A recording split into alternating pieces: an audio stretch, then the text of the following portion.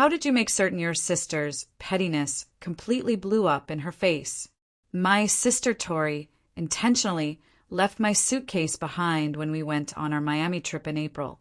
I'd packed everything perfectly for the 5-day beach vacation with our friend group, and Tori was supposed to load the bags while I parked the rental van. She loaded everyone else's luggage, but somehow forgot mine, even though it was sitting right next to hers by the door. Can you even imagine going on a dream vacation with your sister, only to realize she's systematically trying to sabotage you every step of the way? Because that's exactly what happened to me, and it spiraled into a level of betrayal and revenge that I still can't believe I was a part of. It all started at the airport. We were rushing, that pre-flight scramble. And then it hit me. My suitcase was gone. My sister, Tori, just looked at me, all wide-eyed and innocent, saying she thought I'd grabbed it myself. Like, seriously? She knew I was parking the van. I couldn't have possibly grabbed anything. But she kept insisting it was my fault, that I should have double-checked, or reminded her specifically about my bag. My friends looked really uncomfortable, bless their hearts, but we were already at check-in, our flight to Miami in just 2 hours. Tori, ever so helpfully, suggested I just buy new clothes when we got there.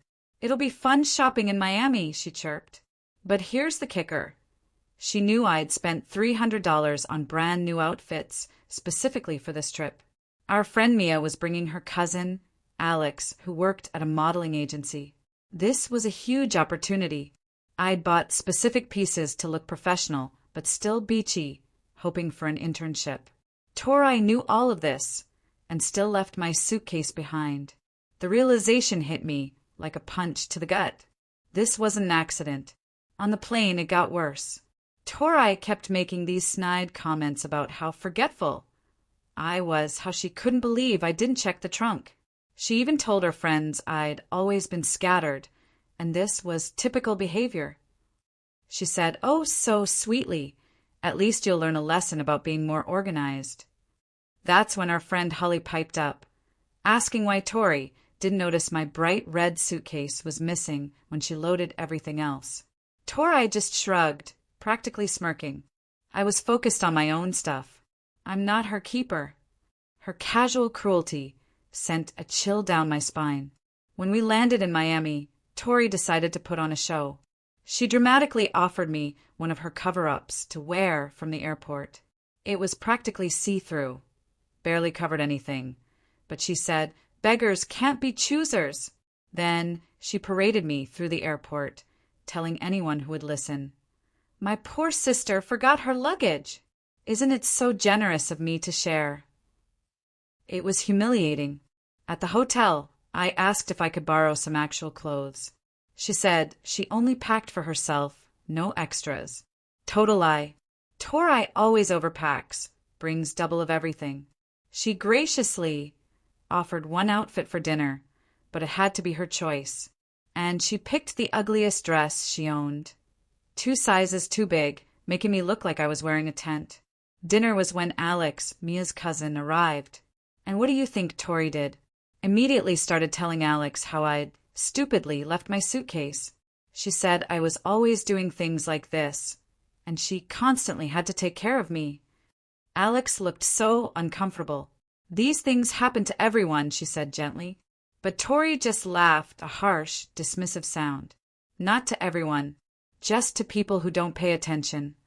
My blood ran cold. That night it all clicked. The real reason. Tori had been talking to Alex online for weeks, trying to get an internship. She didn't want any competition from me. She sabotaged my appearance, my confidence, everything, so Alex wouldn't take me seriously. She even told our friend Jenna that she needed this opportunity more than I did because she actually had talent. My own sister. The next morning, I went shopping. Or at least I tried to. But Tori had another surprise waiting. She'd borrowed my credit card from my wallet while I was sleeping and maxed it out, buying herself designer swimsuits and shoes. When I tried to pay, my card was declined. Tori, with a sickeningly sweet smile, claimed she thought I'd said she could use it. She then offered me a measly $50 for my inconvenience. $50 in Miami bought me one cheap sundress from a tourist shop. That's when something inside me snapped. I decided Tori needed to learn what it felt like to be sabotaged. My revenge started small. While she was in the shower, I borrowed her phone and sent a message to Alex from Tori's account. It said Tori thought Alex's agency was a stepping stone, that she was only using the connection to get to bigger agencies, even calling it small time. Then I deleted the message from her sent folder. Poof! Gone. Next, I went for her meticulously planned outfits. Tori had everything organized by day, by activity, shoes and accessories matched. I mixed Monday's top with Thursday's bottom, tangled all her jewelry, and put shoes in the wrong bags. Chaos. Utter, beautiful chaos. While Tori was frantically trying to fix her wardrobe, I found Alex. I calmly, coolly explained everything. How my sister had deliberately left my luggage, maxed out my credit card, all because she felt threatened. Alex looked appalled. She said that kind of behavior showed terrible character and that she could never work with someone who sabotaged family for personal gain. Later, at the beach photo shoot Mia had arranged, Tori showed up, and she looked glorious, in a disaster kind of way. Her bright orange top clashed violently with purple striped pants. One sandal was white with silver buckles, the other tan with gold straps. The photographer kept squinting, like he was solving a puzzle. Mia had to cover her mouth to stop from laughing. And then Alex walked down the beach path, stopped dead in her tracks, eyebrows practically flying off her face, staring at Tori's outfit. Tori's face turned beet red, but she tried to act nonchalant. She babbled about experimental looks and mixing unexpected patterns for visual tension. Her voice shook, and she kept tugging at the orange top. Alex just nodded slowly, saying nothing, but I saw the other girls exchanging looks. Finally, the photographer, bless his heart, gently suggested Tori might want to change into something that matched better. Tori's face went from red to white, and she practically ran back to the hotel, her mismatched sandals kicking up sand. Everything fell out of her beach bag as she scrambled, and I knew she was going to tear her suitcase apart, trying to find something, anything that went together. As soon as she was out of sight, I moved closer to Alex and Mia. I kept my voice light, a little worried, like I was genuinely concerned for my sister. Tori's been acting so strange this whole trip, doing things that just aren't like her, I mused. Alex looked at me, and I made sure my face showed nothing but sisterly concern. Mia nodded, agreeing Tori seemed stressed. I added that something was definitely off. Alex then asked me directly about my luggage. I took a deep breath and told her the truth. How Tori was supposed to load the bags, how mine was right next to hers, how Tori knew I was parking and couldn't have gotten it. And then I mentioned the credit card. Holly and Jenna, who had moved closer, exchanged wide-eyed glances. I didn't have to make myself sound like a victim. The facts did it on their own. Tori came back about 15 minutes later, wearing a simple navy sundress that actually looked decent. But her hair was messy, and she radiated this angry energy. She looked right at me with an expression that could have melted steel. I knew she'd figured out I was the one who mixed up her clothes. Her jaw was clenched so tight, I thought her teeth might crack. The photographer tried to get us into group shots, but Tori kept as far away from me as possible. The rest of the shoot was agonizing. She couldn't relax, couldn't smile naturally. You could see the anger and embarrassment etched on her face. I felt a tiny bit bad. Just a tiny bit, though. She did leave my entire suitcase at home on purpose. After pictures, we walked to a beachfront restaurant. Tori made a point of sitting at the complete opposite end of the table from me, whispering to Jenna, whose face grew increasingly uncomfortable. She kept glancing at me, and then back at Tori, clearly torn. We'd barely ordered when Alex touched my arm. "Can we talk privately for a minute?" My stomach dropped. This was it. We walked to the railing overlooking the beach. Alex had the serious look. "I got a really strange message from Tori last night." My heart hammered. This was happening sooner than expected. I tried to sound confused, concerned. What message? She pulled out her phone and showed me the screen. The message I'd sent. She said it didn't sound like the Tori she'd been talking to, who always seemed so professional. My heart raced even faster. She was giving me an out. But I was too deep. I forced a shrug. Maybe she was drinking? You know how people text stupid things when they're drunk. Alex didn't look entirely convinced, but she nodded. It still seems weird, though. The specific things she said. I kept my face neutral, even though my hands were shaking. My sister can be really competitive, I said, and sometimes says things she doesn't mean when she feels threatened. Alex opened her mouth to respond, but her eyes shifted to something behind me. Her expression changed. I turned. Tori, walking towards us, a furious storm on her face. She demanded to know what we were talking about. Her voice was loud enough to turn heads. I tried to say nothing important, but she cut me off. I know you were talking about me. She asked Alex directly what I'd been saying. Her aggression made her look paranoid, guilty, even though I was the one who'd done something wrong. Tori kept pushing louder and louder. I almost felt bad for her, but then I remembered the suitcase and the credit card. The feeling evaporated.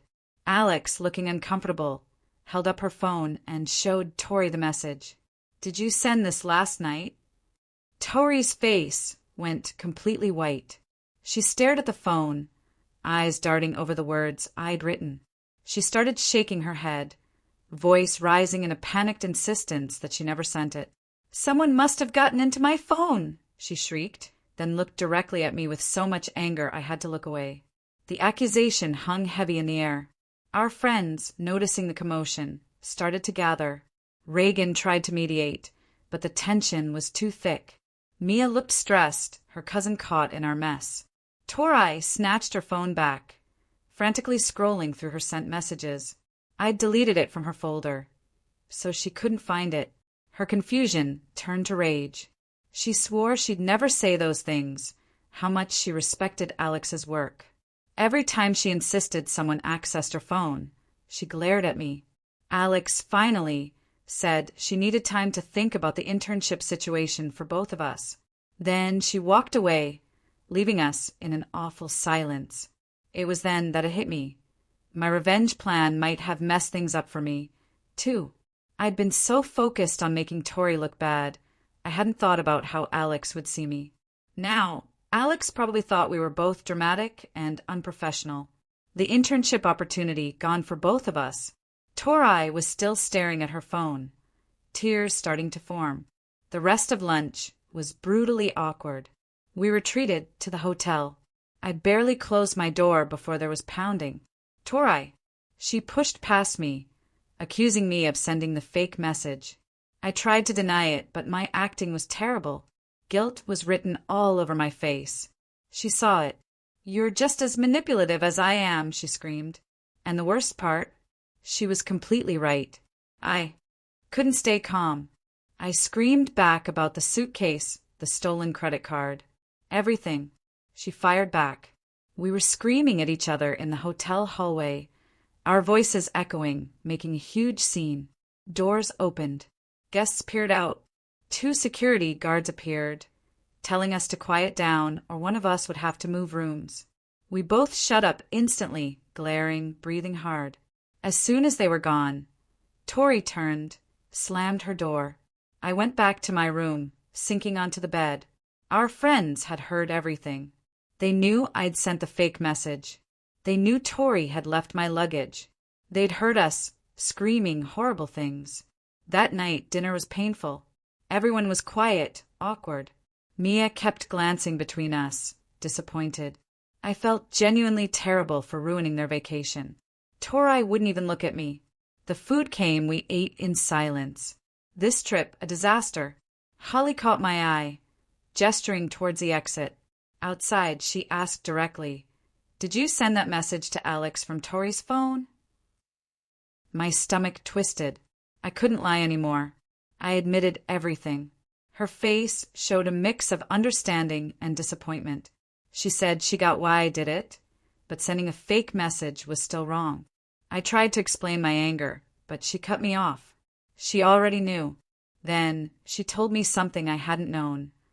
Tori had been talking badly about me to the group for months before the trip, saying I was competitive, that I thought I was better, that she constantly had to clean up my mistakes. It validated my anger, but also saddened me. My own sister undermining me. I asked Holly why she never told me. She said she thought it was just normal sister stuff, not realizing how toxic it was. I asked if I should come clean to Alex. Holly said it was my decision, but warned that my revenge had made me look just as bad as Tori. We were both acting terribly. I went back to my room, feeling sick. The next morning, a heavy feeling in my chest. I'd become exactly what I hated. I wanted Tori to face consequences, but I'd turned into a liar and manipulator myself. Alex was right to turn us both down. We couldn't be trusted. At breakfast, Kiana, one of our friends, got straight to the point. We'd both been terrible. No sides, just accountability. She came on this trip to relax, not to watch us destroy each other. I saw Tori at another table, crying. Her shoulders shook. Part of me felt satisfied, but a bigger part felt guilty. How much damage had we caused? Sterling, another friend, sat down. Seriously, he suggested we talk. He offered to mediate. I reluctantly agreed. He went to Tori, who looked at me, shook her head hard, saying I was a liar and manipulator, refusing to talk until I admitted what I did to Alex. Frustrated, I spent the rest of the day alone on the beach. Excluded, the loneliness hit hard. My revenge had cost me everything. The internship, damaged friendships, regret. Mia texted me later, wishing the trip hadn't turned into a mess. She felt bad for inviting us both, knowing our issues. I apologized for ruining her vacation. Her response was fast. We both needed to work on our issues. This pattern was unhealthy. She was right. Around 7 p.m., a knock on my door. Alex. She wanted to talk privately on the balcony. My stomach twisted. This was it. On the balcony, overlooking the Miami skyline. She looked at me with those serious eyes. She knew. She asked directly if I'd sent the message. My throat tightened. I tried to think of another lie, but I couldn't. I started crying, admitting everything. The fake message, mixing up her clothes, the luggage, the credit card. How Tori had sabotaged me. How I just wanted her to feel what it was like. Alex listened, calm and unmoving. When I finished, she was quiet for a long minute. Then she said she appreciated my honesty now, but the fact that I was willing to sabotage my own sister for an internship showed bad character. She couldn't offer opportunities to either of us. We'd both shown we couldn't be trusted professionally. I felt like I'd been punched. The internship gone. I'd made myself look awful. She added that if Tori and I didn't sort ourselves out, we'd keep destroying chances for both of us. Then she walked away. I stayed on the balcony, completely empty. I'd wanted to teach Tori a lesson, but I'd only proved we were both capable of terrible things. I'd become exactly what I hated about my sister. I cried myself to sleep. Everything I'd done had backfired. No one respected either of us. The internship gone. Friendships damaged. No satisfaction from revenge. The next morning, our last full day, I knew I had to apologize to the group. I couldn't fix things with Tori yet, but I could own up to my part. At breakfast, I asked to say something. My voice shook, but I confessed. I was sorry for making the trip miserable. I admitted sending the fake message, mixing up Tori's outfits. The group was quiet, surprised. Some looked at me with respect, but also disappointment. Tori sat completely still, fork frozen. She didn't say a word. She just stood up, put her napkin down, picked up her phone, and walked out. Reagan put her hand on my arm. She said it took guts to admit what I did, but actions have consequences. People might not trust me the same way. She was right. I spent the whole day trying to make amends. I paid for lunch, suggested a boat tour, carried bags, bought drinks. I was trying so hard to show everyone I wasn't just the sister who sabotaged. Holly walked with me, said she appreciated the effort, but it would take time. Tori spent the entire day with Jenna, laughing extra loud, posting photos, making a point of how unbothered she was by my apology. She still hadn't apologized for my luggage or credit card, and I realized she probably never would. That night, Mia organized a final dinner. The atmosphere was better, but the tension between Tori and me was still palpable.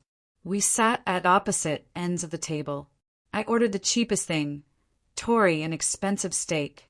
Sterling tried to include us both, but Tori answered everyone but me. During dessert, Sterling stood up to make a toast about friendship, forgiveness, and handling mistakes. Everyone raised their glasses. Tori smiled, but it didn't reach her eyes. When everyone clinked, she deliberately skipped me. It was a small thing, but it stung. Later, by the marina, I was taking photos when Tori suddenly appeared next to me. We hadn't been alone since the breakfast confrontation. She looked at the water. "Your apology to the group was nice," she said, her voice calm but with an edge.